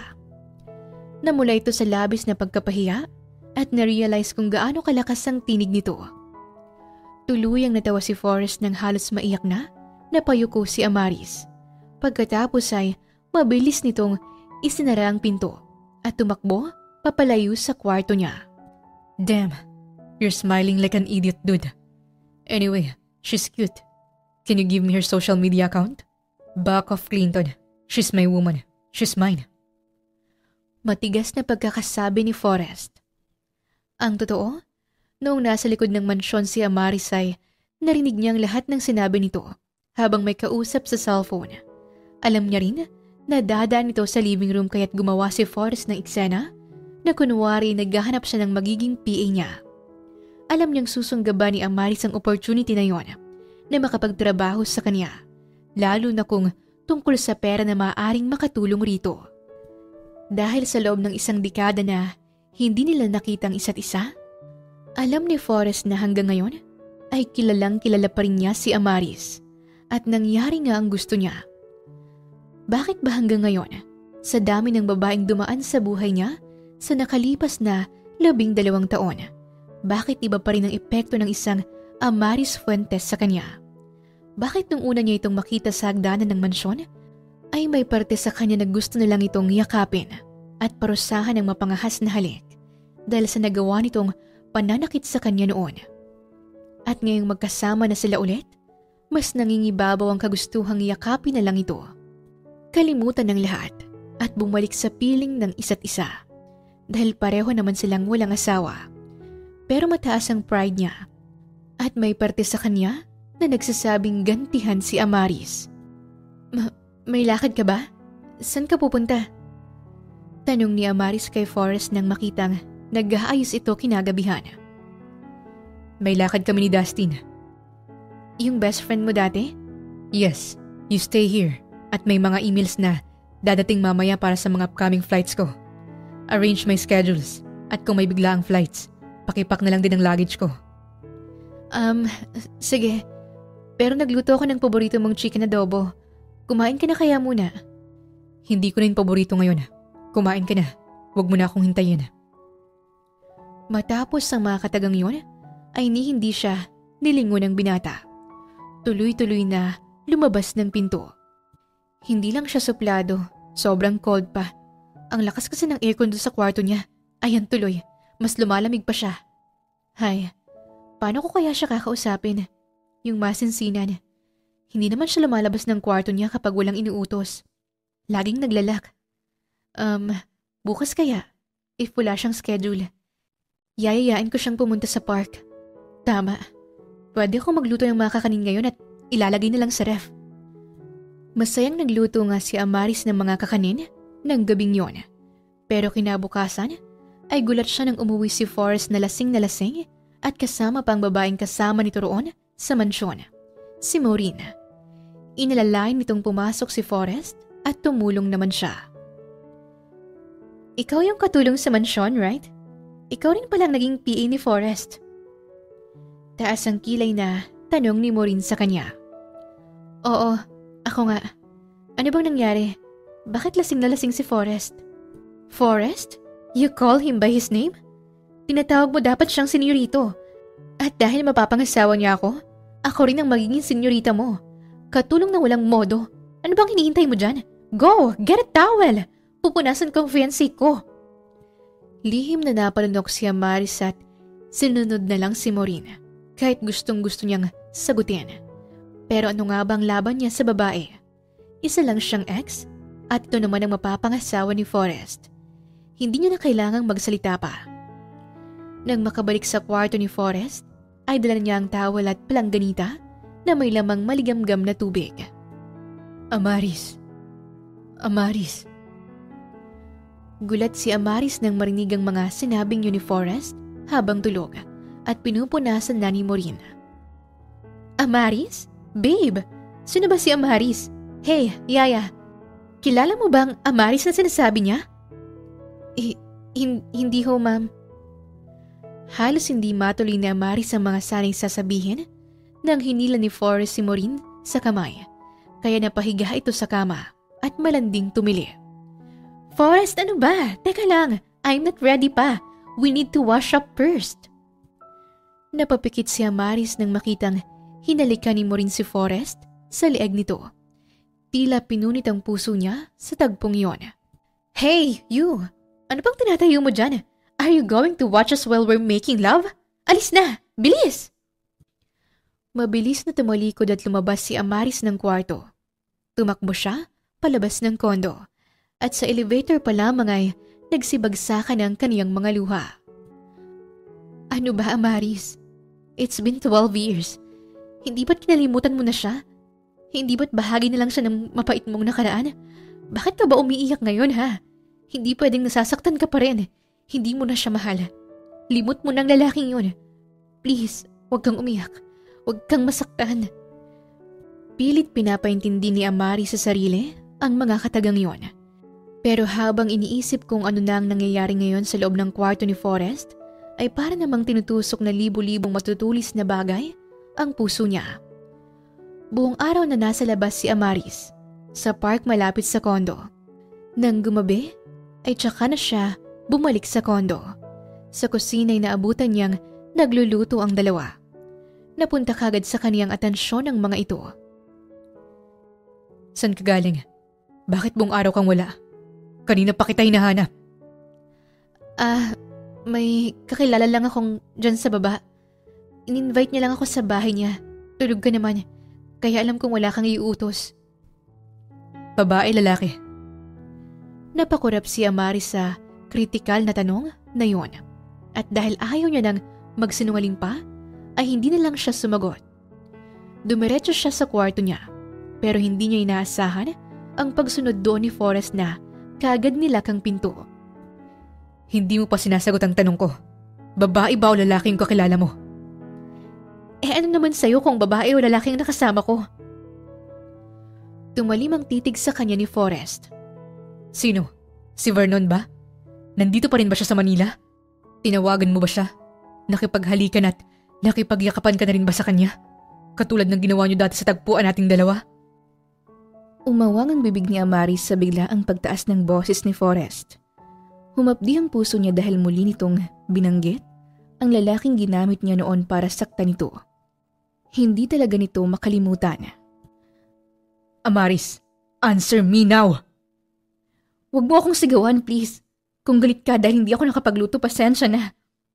Damn it! Amaris, sagutin mo ang tanong ko. Kung ayaw mong halikan kita ngayon din at paduguin yung mga labi mo. Forrest, please. Sabihin mo, kanino ka nakipagkita? Forrest, I'm hungry na. Let's eat. Mamaya mo na pagalitan yung maid mo. Tinig ni Maureen mula sa labas. Sige na, lumabas ka na muna. Naghihintay na sa'yo ang fiancé mo. Hindi ako lalabas hanggat hindi mo sinasagot ang tanong ko. Sino, Amaris? Sino? Wala. Hindi ako nakipagkita kahit kanino. Nagsisinungaling lang ako kanina. Dahil akala ko papalampasin mo. Si Vernon, nasa Cebu siya ngayon. Hindi ako nakipagkita sa kanya. Masaya ka na. Walang naging imik si Forrest sa sinabing yon ni Amaris. Walang pasabing binuksan ito ang pinto at bumungad sa kanila si Maureen na nagtatanong ang mga mata. Maureen, kumain ka na lang sa bahay niyo. Pasensya ka na. Hindi kita mahahatid. And please, tell your parents na pinuputol ko ng binuo nilang engagement na hindi ko rin naman sinang-ayunan. And this woman in front of you is not my maid. She's my ex-girlfriend, Amaris. Umawang ang bibig ni Maureen at matinding inirapan si Amaris. Habol ang hininga na tinalikuran sila ng babae at walang paalam na lumabas ng bahay. Forrest, baka galit siya sa akin. Habulin mo siya. Sabihin mong PA mo lang ako at walang namamagitan sa atin. Fiancé mo siya, hindi ba? Baka magalit sa akin ng mami at daddy mo kapag nagsumbong. Naputol ang mga sanay sasabihin ni Amaris nang inisang hakbang lang ni Forrest ang pagitan nilang dalawa at marubdob na sinanggaban siya ng mainit na halik. Mabilis at walang pakundangan ang bawat kilos ni Forrest na nagawa pa siya nitong isandal sa pader habang hinahalikan. Halik na mapagparusa. Masakit at gustong paduguin ang kaniyang mga labi. Gusto niya itong itulak pero walang nagawang lakas niya sa lakas ng binata. Buong puso niya nalang tinanggap ang masakit na halik na yon, kung yun man ang magiging kabayaran sa ginawa niyang pananakit dito noon. Mapangahas hanggang sa unti-unting naging masuyo ang halik sa kanya ni Forrest, pero patuloy pa rin sa pagbagsak ang mga luha ni Amaris hanggang sa tumigil ito at marahang sinakop ng mga palad nito ang buo niyang muka. Iminulat ni Amaris ang mga mata at gulat siya nang makitang luhaan na rin pala si Forrest. Namumula ang galit na mga matang nakatingin sa kanya.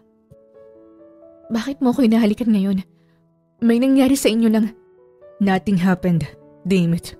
Hindi ako nakatulog at hinanap ka kahit saan. I was so afraid na baka umalis ka. Tinakot mo ko, Amaris. Hindi ko alam ang gagawin kapag nawala ka ulit sa akin. Forrest, I'm giving you the chance to speak now at humingi ng tawad sa akin ngayon. At ipaliwanag kung bakit nagawa mo kong lokohin noon. Luhaan itong bulong habang magkadikit pa rin ang kanilang mga noo. Please, Amaris. I need an answer. 12 years. 12 years akong parang naging patay matapos kong lumayo rito. I never enjoyed my life in London. I was dead. My heart was dead because of you. Nung gabing magkikita sana tayo, tuluyang kinuha ng Diyos sa akin si Kuya Light. Alam mo na pangarap naming magpalipad ng eroplano nang magkasama. Mahal na mahal ko siya at sobrang nahirapan ako sa pagkawala niya. And I did not expect na nang gabing yun, kung kailan kailangan kita, ay tsaka mo pa ginawa sa akin yun. Patawad. Ano bang nagawa kong kasalanan kaya't nasaktan mo ko ng ganun? Wala kang kasalanan, Forrest. Wala kang naging kasalanan. But why did you cheat on me, Amaris? Hindi ako nag-cheat. Kailanman ay hindi ko ginawa. Kahit sa isip man lang. Masyado kitang mahal ng mga panahong yun. Ikaw ang mundo ko. Ikaw lang ang nag-iisang tao na siyang dahilan kung bakit pinipilit kong gumising at bumangon sa araw-araw. Kahit hirap na ako at gusto ko na lang mawala. At aaminin kong mahal pa rin kita hanggang ngayon, Forrest.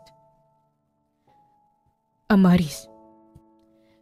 Noong mga panahong hindi ako nakakasipot sa mga dates natin, kinukulong ako ni Mami dahil hindi ako sumusunod sa lahat ng utos niya. Naging addict siya sa drugs at ako ang napagpagtripan niya. Si Vernon, kaibigan ko lang siya. Siyang tumulong sa aking tumakas nung pilitin ako ni Mami na maging asawa ng matandang kaibigan niya. At ginamit ko siya para lumayo ka sa akin. Dahil alam kong hindi ka susunod kahit pa utusan kitang mag-training bilang pilot sa London. Amaris, alam mong ikaw lang ang pipiliin ko. Yan ang dahilan, Forrest. Kinausap ako ng Mami mo. Nakiusap siyang tulungan siyang piliin mo ang pangarap niyo ng kuya mo.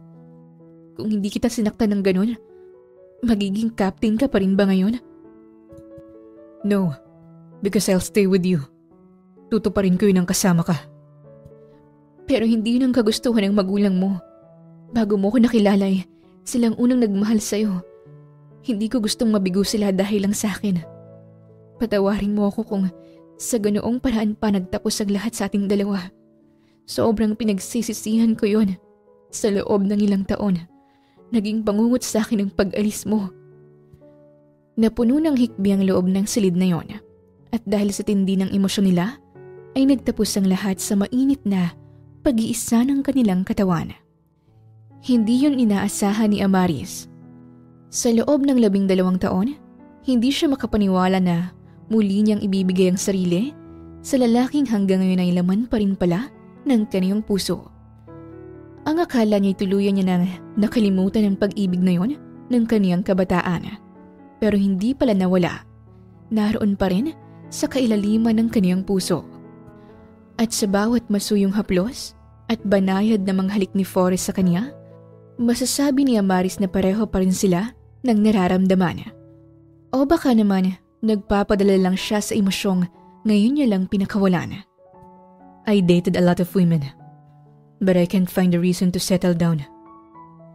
Bulong ni Forrest sa gilid ng kanyang tenga habang yakap siya nito mula sa likuran.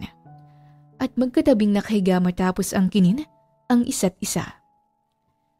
Hindi ko alam kung bakit hindi ko magawang magmahal ng lubusan. Sinubukan ko naman, but I ended being helpless in love. I don't know what you did to me, Amaris.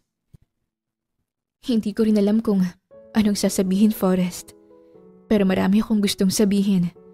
Hindi ko alam kung paano magsisimula. Kinabig siya nito, kaya humarap si Amaris sa binata. Can we give us a chance? Naluha si Amaris sa naging tanong ni Forrest. Please, Amaris. Sa halip na tumagon, ay buong pusong inilapit ni Amaris ang mukha sa lalaking hanggang ngayon ay mahal niya pa rin. Inangkin ang mga labi nito nang may pagsuyo hanggang sa naulit muli ang mainit na tagpo sa pagitan nilang dalawa. Lumipas ang gabing yon at nagsimula na rin sa trabaho si Forrest. Hangang-hanga si Amaris dito nang sa wakas ay makita niya itong naka-captain's uniform. Walang kasing-kisig habang hila-hila ang mamahaling luggage. Para siyang bumabalik sa pagka-teenager na kinikilig kapag aalis na hahalik sa kanya si Forrest at uuwing may pasalubong sa kanya, tsokolate man o bulaklak. Madalas silang lumalabas at nagugulat na lang siya kapag binibigyan siya ng mamahaling mga regalo. Hindi na nila pinag-uusapan ang tungkol sa nakaraan at sinusulit na lang ang mga sandaling magkasama silang dalawa. Isang araw, habang wala si Forrest ay nagkaroon ng lakas ng loob si Amaris na puntahan ang dati nilang bahay sa isang oras ang biyahe mula roon sa kondo. Puno ng takot ang puso niya. Anong mangyayari kapag nagkita silang muli ng kaniyang mommy? At natagpuan niya na lang ang sarili na luhaan habang nakatingala sa malaking bahay na may 2 palapag. Ang bahay na binili ng daddy niya. 12 years old siya nung umuwi sila ng Pilipinas galing Scotland. 1 taon pa lang silang nanirahan doon nang mawala ang daddy niya dahil sa car accident. Sandaling nagluksa ang mami niya hanggang sa nakilala nito si Tito Marvin.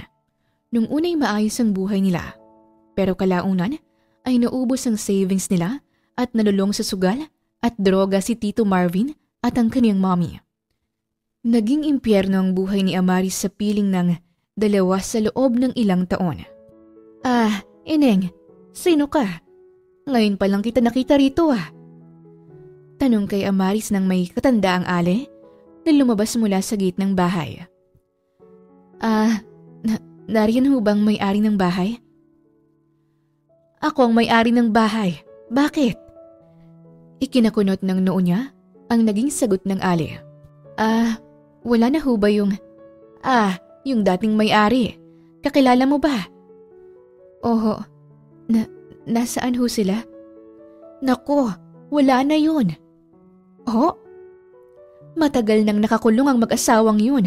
Sa tingin ko'y 8 taon nang nakakalipas. Ibinenta sa akin ang bahay na to matapos nilang makulong dahil pampiyansa raw sana. Nahuli sa buy-bust operation eh. Ang balita ko ay walang bilang kaso nila at wala ring nag-aasikaso. Kaya naman mukhang hindi na raw makakalabas. Nanlumo si Amaris sa narinig. Hindi niya maintindihan kung bakit nakaramdam siya ng sakit. Kahit puro galit na lang ang nararamdaman niya para sa ina. Pero mas lamang kay Amaris ang desisyon na muling makita ang ina. At sa loob ng city jail ay para siyang sinasaksak sa puso ng sa wakas ay muli niyang nakita ang ina. Ang ina na nagmahal sa kanya ngunit sa huli ay nagawa siyang durugin. Anak! Amaris?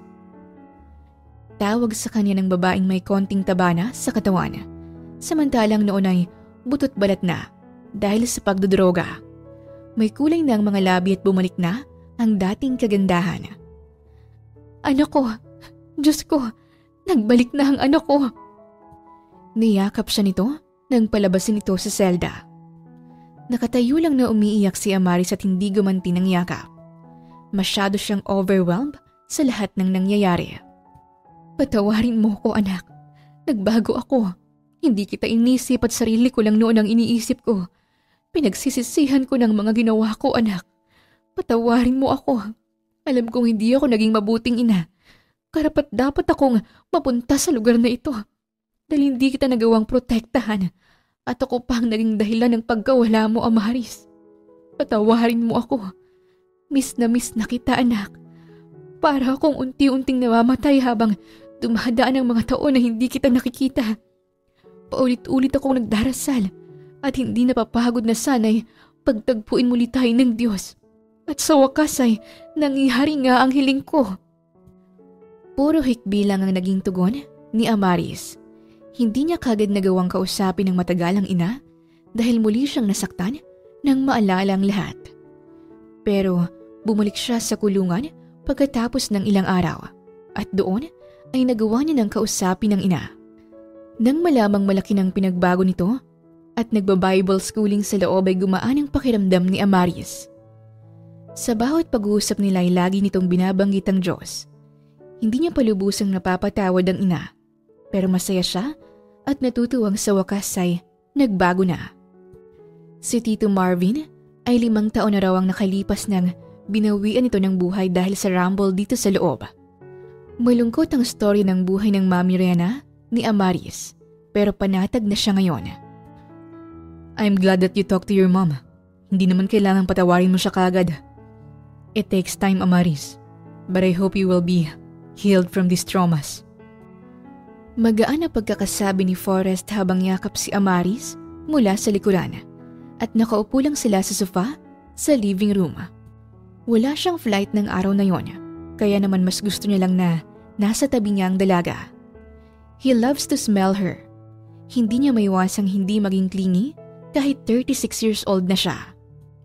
Walang opisyal na pangalan ang relasyon nila ni Amaris ngayon, pero gusto niya munang dahan-dahanin ng lahat at hintayin lang ang panahon kung kailan handa na itong bigyan ng isa pang pagkakataon ang pag-iibigan nila.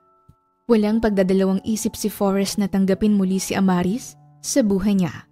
Kahit pa sa mga nakaraang araw ay pansin niyang may tumatawag dito at lumalayo ito kapag sinasagot ang tawag na yon. Pakiramdam niya ay may tinatago pa sa kanya si Amaris.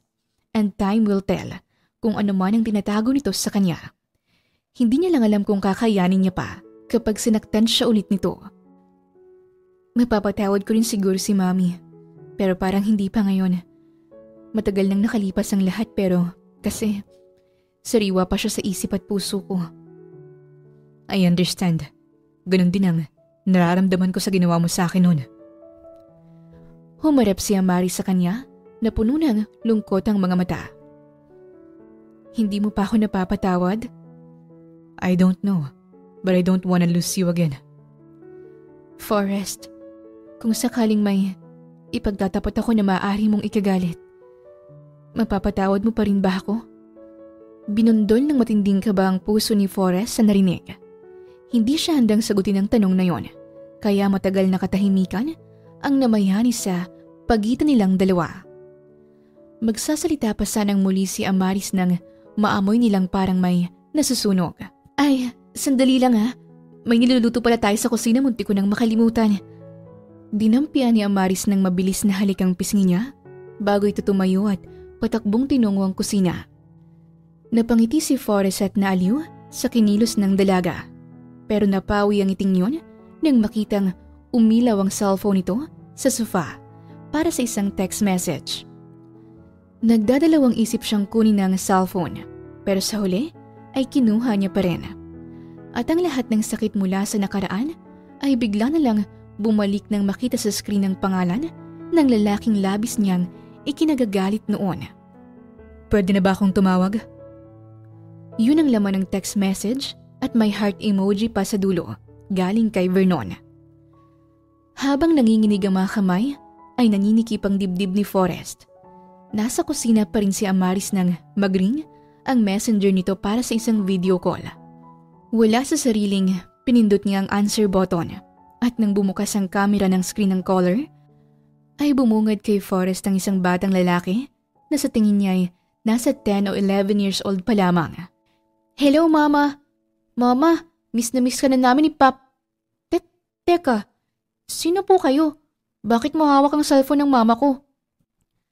Parang binuhusan ng malamig na tubig si Forrest nang makita ang gwapong mukha ng batang lalaki sa screen. Napatayo na siya dahil para na siyang aatakihin sa puso sa halo-halong nararamdaman. Kaba, takot, sakit, at may namumuo pang galit.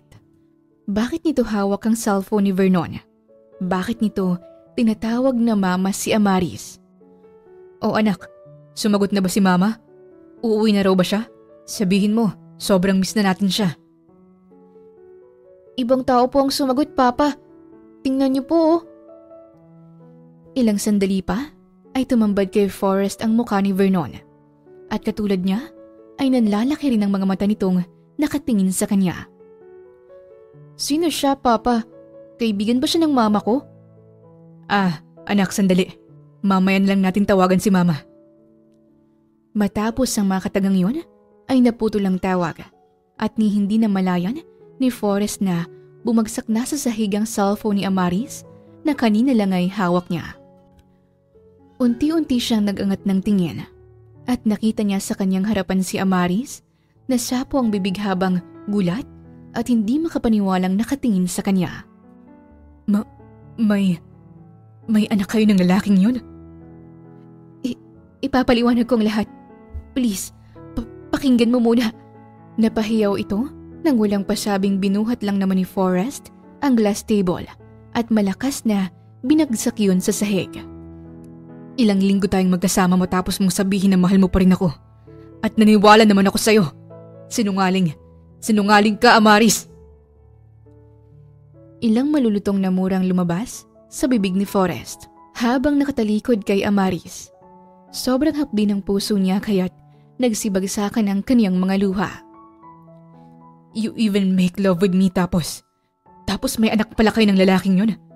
Bakit pa ba ako naniwala sa'yo? Talaga bang hindi mo ko niloko nun, Amaris? Kaya pala lumalayo ka kapag may tumatawag sa'yo dahil ayaw mong malaman ko yung tinatago mo. Damn you! Forrest, please. Ano? Sabihin mo. Ano na namang dahilan mo ngayon para magsinungaling ka sa akin na mahal mo pa rin ako? Samantalang may anak na kayo ng... Hindi namin siya anak. Hindi siya anak ni Vernon. Sinong niloloko mo, Amaris? Hindi ako tanga. Forrest, nagsasabi ako ng totoo. Ang batang yun. Naputol ng paghagulhol nito ang mga sanay sasabihin kaya't parang tanga na naghintay lang si Forrest sa mga susunod na sasabihin ni Amaris. Si Crimson. Anak mo siya, Forrest. Anak nating dalawa. Umawang ang bibig ni Forrest sa narinig. Pakiramdam niya ay binuhusan siya ng ilang baldeng malamig na tubig. Nakakapanghina. Para siyang mawawalan ng ulirat sa kinatatayuan. What did you say? Anak natin ang batang lalaking yun. No, that is not true. Napapasabunod si Forrest sa sariling buhok sa labis at frustrasyong nararamdaman. Please, maniwala ka. 2 buwan na akong buntis nung umalis ka. Nawala sa isip kong pag-inom ng birth control dahil stress na ako kay mommy. At saka ko lang nalaman ay nung matapos na akong kausapin ng mommy mo. Sasabihin ko naman sana sa iyo pero nakaalis ka na. Huli na ako nung magmakaawa kong pumasok sa bahay niyo nung araw ng flight mo papuntang London. At sa sobrang takot na malaman ni mommy na buntis ako at baka pati ang dinadala ko isaktan niya. Palihim akong sumama kina Lolo Pidring at Lola Melanie. Yung mag-asawang pinupuntahan natin para kumain ng street foods. Sa Cebu ko na siya ipinanganak, Forrest. Doon ko pinalaki ang anak natin. Paano ako maniniwala? Kasama niya si Vernon. He even called him Papa. Dahil nahanap ako ni Vernon, 3 taon matapos kong manganak. Naging malapit sa kanya si Crimson. Pero kasal na si Vernon ngayon. May 2 ng anak. Naroon si Vernon kapag weekend dahil gusto niyang makasama at makalaro ang mga anak ni Vernon. Walang naging imik si Forrest matapos ang mga revelasyong yun. Takot na takot si Amaris habang pinapanood itong sinusuntok ang pader sa living room hanggang sa dumugo na ang mga kamao nito. Pero nagpatuloy lang ito sa pagsuntok doon na para bang doon lang mailalabas ang lahat ng galit sa kanya. Hinanap kita sa lahat ng social media platforms. Sinubukang hingiin ang number mo kay Corabel. Pero wala. Maging sila hindi ka raw mahagilap at ayaw mong magpakita sa kahit sino. Forrest, nagkasya na lang ako sa pagdarasal na sanay dumating ang pagkakataong ito na malaman mong tungkol kay Crimson.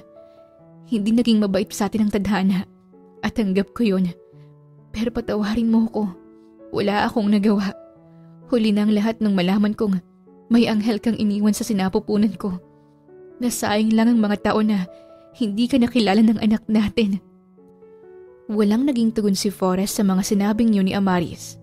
Luhaan lang na lumabas ito ng kondo at hapon na nang makabalik.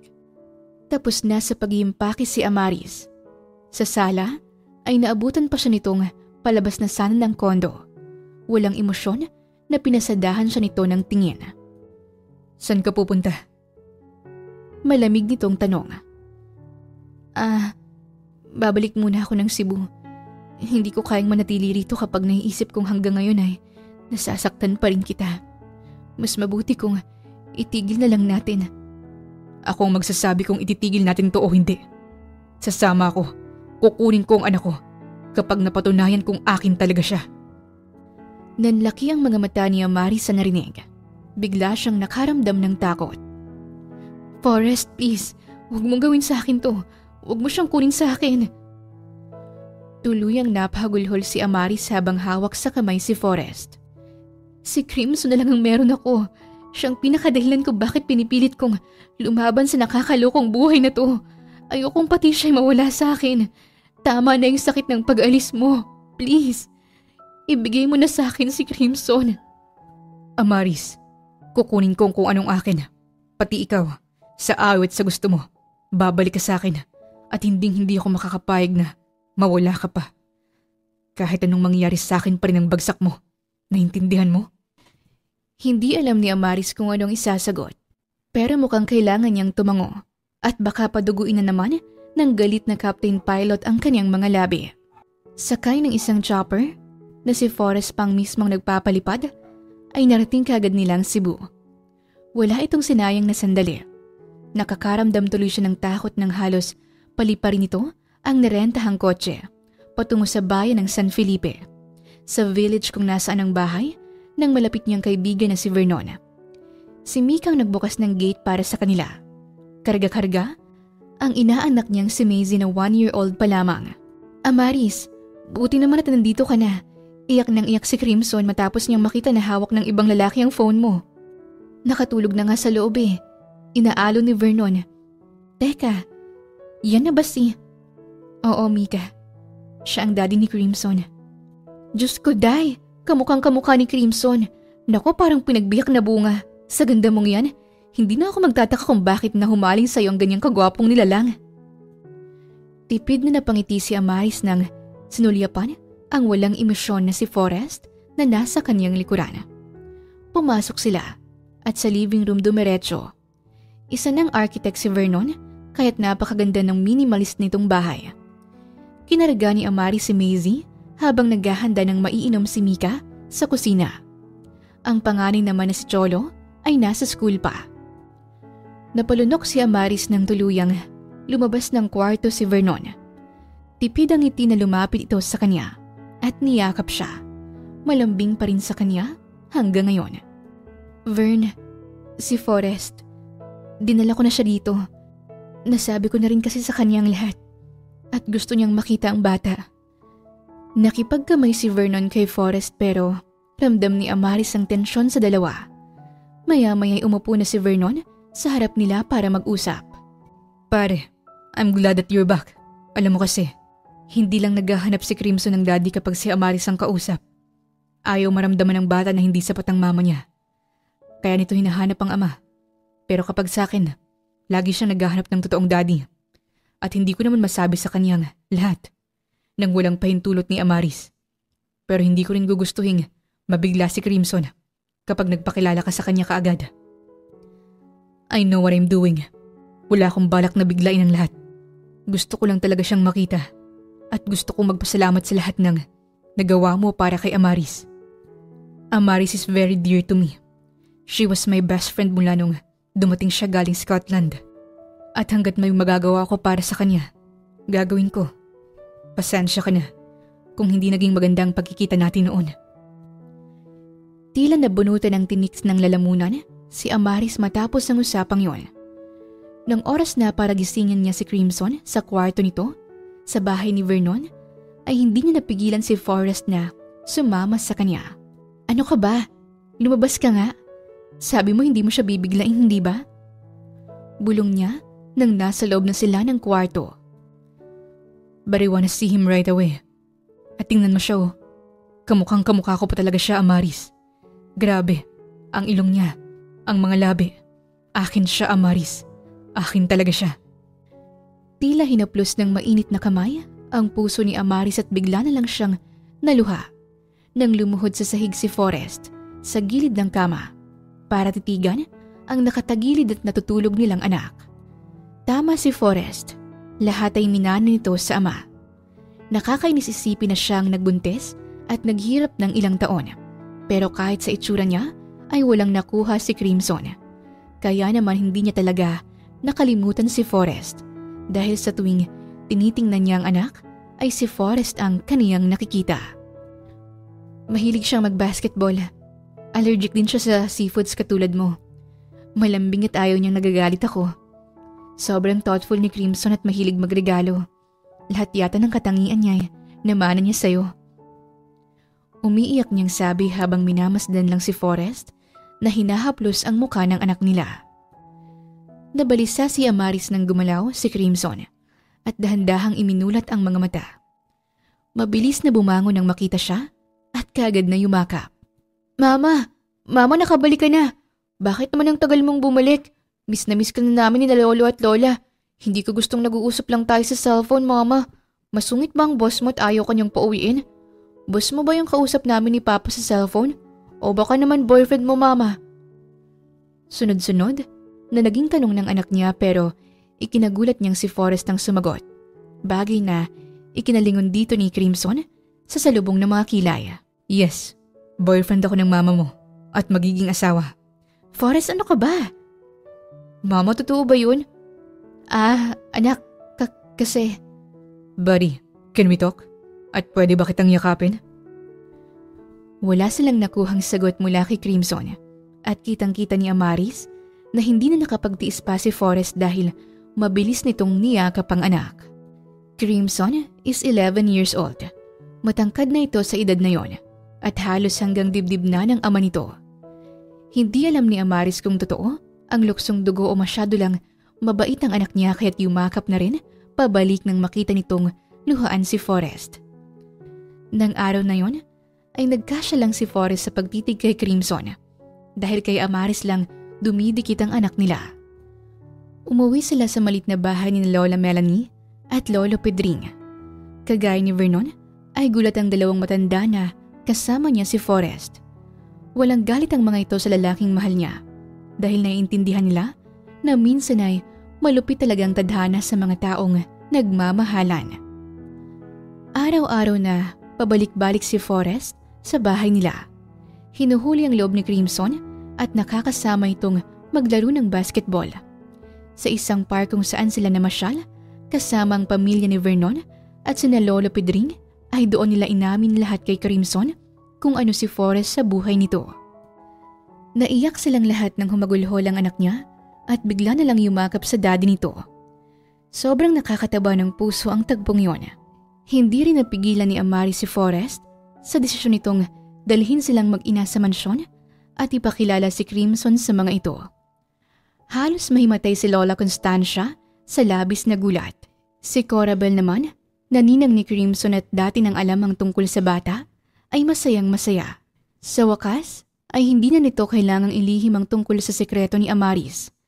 Ganoon katindi ang respeto ni Corabel sa kanya bilang best friend. Oh my God! Tinaboy pa kita noon nung pumunta ka sa bahay. Bakit hindi mo sinabing buntis ka? Umiiyak na tanong ni Ma'am Angela, ang mami ni Forrest, habang yakap-yakap nito ang tahimik lang na si Crimson. Kasi po, natatakot ho kasi ako na kunin niyo sa akin ang bata. Natatakot din ako na baka maging dahilan ng pagbabalik ng anak niyo at hindi niya na tuparin ang pangarap niya. Nalilito po ako noon sa mga desisyon ko dahil napakabata ko pa. Patawarin mo ko, Amaris. Naging selfish ako para sa mga anak ko. Ginagap ni Ma'am Angela ang palad niya at matamis na nginitian naman siya ni Forrest. Pero natahimik silang lahat nang dumating ang kaninang nasa meeting na si Senyorito Franco, ang ama ni Forrest. Totoo ba ang laman ng text mo, honey? May anak si Forrest? Tila namimilog ang mga matang tanong nito sa asawa at kinuha ang salamin sa mga mata. Yes, honey. Come, meet Crimson, ang apo natin. Nakita ni Amaris kung paanong lumipat ang tingin nito sa anak nila ni Forrest at para siyang isinayaw sa ulap nang makitang sinunggaban nito ng yakap ang apo. Tanggap ng buong puso ang batang iniluwal niya noong nakaraang 11 taon. God, ito lang naman ang hiling ko na hindi magawang ibigay sa akin ni Light dahil maaga siyang nawala. Naging burden ako para kay Forrest dahil sa pamimilit kong magkapamilya na siya at magkaanak ng marami sa murang edad. Ayokong matulad siya sa amin ng mama niya na matagal bago bumuo ng pamilya at 2 bata lang ang kayang dalhin sa pamilya na wala pa yung isa. Ayokong mangyari sa iyo yun, anak. Patawarin mo ako kung naging mapilit ako sa mga nakaraang taon na magkaroon ka na ng pamilya. At ngayon, huwag mo sanang mamasamain kung hihiling pa sana ako ng isang apo. Natawa silang lahat sa narinig. Noon lang nakilala ni Amaris ang lolo ng anak niya. Mukha lang pala itong istrikto, pero ang totoo ay malambing at mapagmahal. Mana si Forrest at Crimson. Ang anak nila ang naging dahilan kung bakit nabuo ang mga relasyong matagal nang nasira. Si Forrest at ang daddy nito ay bumalik na sa dati. Laging nag-uusap at magkasundo na ulit. Halos hindi niya na rin nakakasama ang anak dahil lahat na yata ng kamag-anak ni Forrest ay hinihiram ang bata. Uuwi sa kanya nang may daladalang kahit na anong regalo ng mga ito.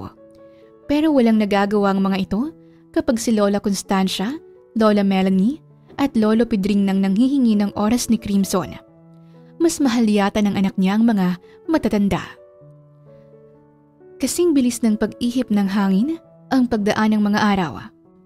Gulat na lang si Amaris nang wala na siyang dapat problemahin sa application niya sa Emirates dahil palihim na ginawa ni Forrest ang lahat para sa kanya.